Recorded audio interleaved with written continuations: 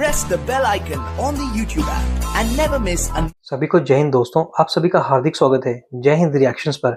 आशा करता हूं कि आप सभी लोग बहुत अच्छे होंगे। तो आज हम आपके लिए बहुत ही इंपॉर्टेंट और दमदार वीडियो लेकर आए जिसमें आप देखेंगे पाकिस्तान की मशहूर पत्रकार शैला खान को, जिनकी स्पेशल गेस्ट होंगी भारत की बेटी और हम सबकी चहेती सुप्रीम कोर्ट की दबंग वकील नाज़िया इलाही खान जी। और ये वीडियो का सेकंड पार्ट है। फर्स्ट पार्ट ऑलरेडी हम आपके लिए चैनल पर डाल चुके हैं, जिसे आप लोगों ने बहुत ज्यादा प्यार दिया था, तो इसे भी अंत तक देखें और चैनल पर नए हैं तो चैनल को सब्सक्राइब कर दें ताकि हम आपके लिए लेटेस्ट और इंपॉर्टेंट वीडियोस लाते रहें। तो चलिए पहले ये वीडियो देखते हैं और अंत में इसके बारे में बात करेंगे। जय हिंद, जय भारत। जी, आपसे एक इम्पोर्टेंट सवाल ये भी करेंगे कि हमने देखा है कि बांग्लादेश को बनाने में, बांग्लादेश को चलाने में इंडिया का बहुत इम्पोर्टेंट रोल रहा है। हमेशा उसको फंड दिया है जब जब वो क्राइसिस में गया है। अपने बजट में से इंडिया का जो टैक्स का पैसा है वो बांग्लादेश के डेवलपमेंट पे मोदी सरकार ने खर्च करने की कोशिश की, और कहीं ना कहीं पे इंडिया का ये बनता भी है, क्योंकि इंडिया क्लेम करता है कि मैं ग्लोबल साउथ का लीडर हूँ। तो एक लीडर होने के नाते वो डेफिनेटली अपने छोटी कंट्रीज को सपोर्ट करेगा, वरना अदरवाइज तो वो भारत का वो एक इन्फ्लुएंस भी नहीं रहता कि हेल्प भी नहीं आप करते और आप लीडर बनने की बात करते हो। आपको क्या लगता है, क्योंकि मुझे बहुत ज्यादा इस चीज की, इस सवाल की क्यूरियोसिटी है कि आपकी क्या राय होगी इसके ऊपर कि बांग्लादेश के अंदर इंडिया के लिए इतनी नफरत कैसे आ गई, हिंदुओं के लिए इतनी नफरत कैसे आ गई। ये वो बांग्लादेश है जो कि इंडिया के बगैर 1971 में भी कुछ नहीं था, 72 में भी नहीं था और 2024 में भी कुछ नहीं है, क्योंकि एक बहुत बड़ा बॉर्डर शेयर करते हैं और गवर्नमेंट जितना इंडिया की इनके साथ दयालु है, अच्छी है। तो ये आपको क्या लगता है कि इतना ज्यादा, इतना एग्रेशन बांग्लादेश की तरफ से मिलेगा इंडिया को? क्या आपने कभी सोचा था कि ऐसा दिन भी देखना पड़ेगा? मुझे, अगर आप स्पेसिफिकली मुझसे पूछ रही हैं तो मेरे लिए तो शॉकिंग नहीं है, क्योंकि हमें बचपन से सिखाया जाता है कि अगर कोई हिंदू मरे, अगर वो बहुत अच्छा इंसान था, बहुत बड़ा प्रोफेसर था, बहुत बड़ा साइंटिस्ट था, लेकिन अगर वो हिंदू है तो उसके लिए उसकी डेड बॉडी जा रही है और आपको पढ़ना है फिनारे जहन्नम। अच्छा, वो जहन्नम में जाए। आपको भी पता होगा क्योंकि आप तो और इस्लामिक देश से हैं। किसी हिंदू की डेड बॉडी को देखने से हमें बचपन से क्या सिखाया जाता है? फिनारे जहन्नम पढ़ने के लिए। और अगर नासिर खान जैसा बलात्कारी अगर मुसलमान है, अगर वो मर गया है, तो हमें क्या पढ़ना पड़ता है? इन्ना लिल्लाहि व इन्ना इलैहि राजिऊन। अल्लाह इसकी सजा को, अल्लाह इसके गुनाह को माफ करे। तो हमें तो बचपन से ये बता दिया गया है। एंड सेकंड थिंग इज कि मुसलमानों की तो एक फितरत रही है कि जिस थाली में खाता है उसी थाली में लुंगी उठा करके हक देना, या उसी थाली में हथौड़ा लेकर के छेनी लेकर जैसे में होते हैं ना, गल्फ कंट्रीज भी हैं, आप भी मुस्लिम हैं। एंड द थर्ड थिंग, देखिए मुझे ऐसा लगता है कि भारत हो सकता है, क्योंकि अभी आदरणीय प्रधानमंत्री मोदी जी की सरकार है। अभी देखिए मैं महाराष्ट्र में बैठी हूँ।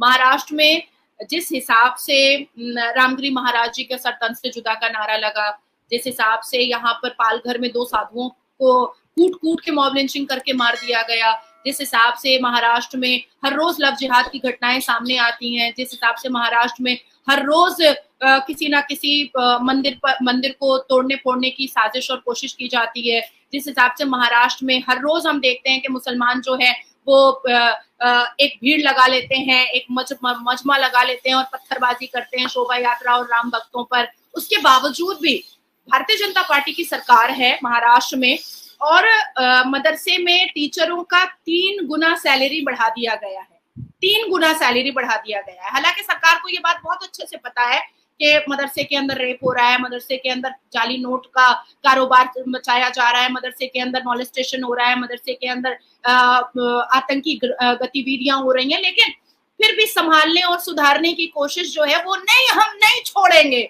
तुम पूरे हिंदुओं को काट दो, लेकिन हम तुमको पैसा देंगे और तुमको सुधारने की कसम जो खाकर हिंदू रखा है वो सुधारेगा ही, वो कोशिश करता रहेगा। चाहे तुम मेरी बेटी का बलात्कार कर दो, चाहे तुम मेरे बेटी के साथ लव जिहाद कर दो, चाहे तुम पत्थर मारो मेरे मंदिरों पर, चाहे तुम मेरे मंदिर के अंदर की प्रतिमा को तोड़ दो, लेकिन भारत का हिंदू और भारत की सरकार मुसलमानों को सुधारने का कसम खा करके रखी है। तो उसी तरीके से बिल्कुल बांग्लादेश को पैदा करने में, बांग्लादेश को बनाने में भारत का 110% सपोर्ट रहा है। भारत ना होता तो कभी पाकिस्तान से काट करके बांग्लादेश बन ही नहीं पाता। बन ही नहीं पाता, कभी नहीं बन पाता। और ये जो सपोर्ट, आर्थिक support, financial support, army support, defence support, security support, safety support, खाने का सपोर्ट, पीने का सपोर्ट, हर तरीके का, पहनने का सपोर्ट, हर तरीके का सपोर्ट जिस हिसाब से भारत ने बांग्लादेश को दिया है, मुझे लगता है this is the high time कि अब बंद कर देना चाहिए। अब बदला बंद कर किस फॉर्म में लेंगे ये भी तो बता दे, किस टाइप का बदला लेने की बात हो रही है। आपने कहा ना भारत छोड़ेगा नहीं, भारत किस तरह से रिएक्ट करेगा, किस फॉर्म में रिएक्ट करेगा? देखिए शैला, अगर बदला लेने की भावना हमारे अंदर होती, मैं मुस्लिम हूँ और सुन्नी मुसलमान, ठीक है, लेकिन क्या है कि मैं संवैधानिक मुसलमान हूँ। बदला लेने की भावना होती तो क्या मैं 10 लाख आदमी जोड़ करके मैं किसी के ऊपर आक्रमण नहीं कर सकती हूँ? क्या कर सकती हूँ? मैं पुतला नहीं जला सकती हूँ? क्या जला सकती हूँ?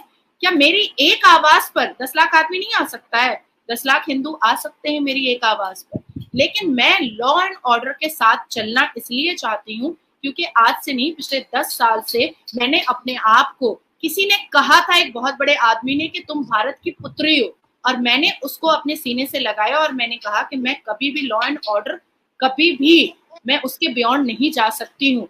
बदला बात लेने की नहीं, अगर बदला लेना होता तो जिस हिसाब से यहाँ पर मुसलमान जो आतंकी हरकतें कर रहे हैं, सबको उठा उठा करके जेल में डाल दिया जाता, पर ऐसा हो रहा है? आप देख रहे हैं, नहीं हो रहा है।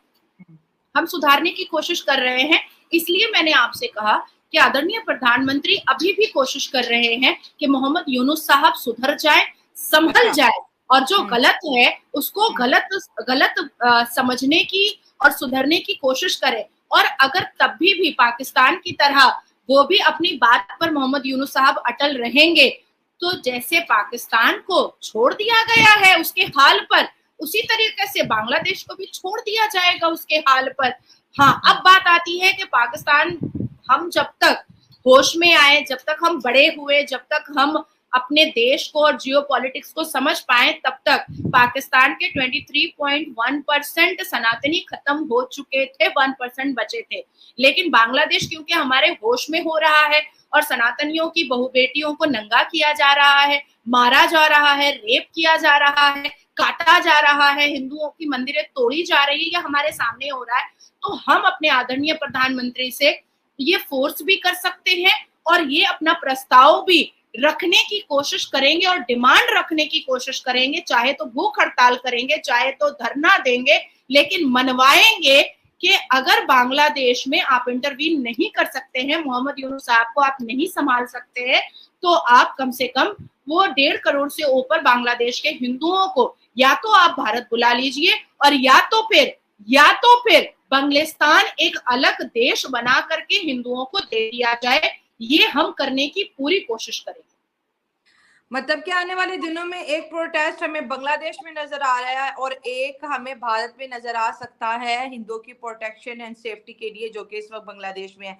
तो नाज़िर जी, बहुत अच्छा लगा आपसे बातचीत करके। बहुत से क्वेश्चन थे जो आपने बड़े ही प्यारे तरीके से जस्टिफाई किए, उनको जो है क्लियर किया जनता के सामने, इंडिया ऑडियंस के सामने। और जो बांग्लादेश से हमें देख रहे हैं उनके लिए भी हम यही कहेंगे कि डेमोक्रेसी जो होती है ना, वो बहुत बड़ी पावर होती है। और हमने देखा बांग्लादेश ने इस वजह से तरक्की की क्योंकि वहाँ के विमेन ने मैन के साथ मिलके जो है इंडस्ट्री में काम किया, स्कूल में काम किया और वो आगे बढ़ा। लेकिन अब जिस तरह से बार बार स्टूडेंट का बाहर निकलना, तो वो अब मुझे लगता है कि वो ना भारत का बुरा कर रहे हैं ना पाकिस्तान का, वो सिर्फ और सिर्फ अपना और अपने देश का बुरा चाहते हैं। क्योंकि बार बार स्ट्राइक से जो है इकोनॉमी बेहतर कभी नहीं होती है और इंडिया को कभी फर्क नहीं पड़ता और ना कभी पड़ेगा। बांग्लादेश जैसे 10 और मुल्क भी इंडिया का बाइकआउट कर दे तो ये मैं ऑन रिकॉर्ड कह रही हूँ, इंडिया को कहते हैं ना जर्रा बराबर भी फर्क नहीं पड़ता। 150 करोड़ आवाम है और इतने बड़ी इंडिया की मार्केट है, इंडस्ट्रियल हब है, उसको फर्क नहीं पड़ता। ये मैं पहले बता दूं, इंडिया को प्रेशराइज करने की जिसने भी कोशिश किया वो खुद ही मार्केट से आउट हो गया। दोस्तों, ये थी आज की हमारी वीडियो। मुझे उम्मीद है कि आपको नाज़ा जी की लाई हर बार की तरह आज भी बहुत पसंद आई होगी। आप भी अपनी राय का इजहार नीचे दिए गए कमेंट्स बॉक्स में कर सकते हैं। मुझे नाज़ा दी को इजाजत, मिलते हैं अगले प्रोग्राम में। God bless you all. Thank you so much NASA.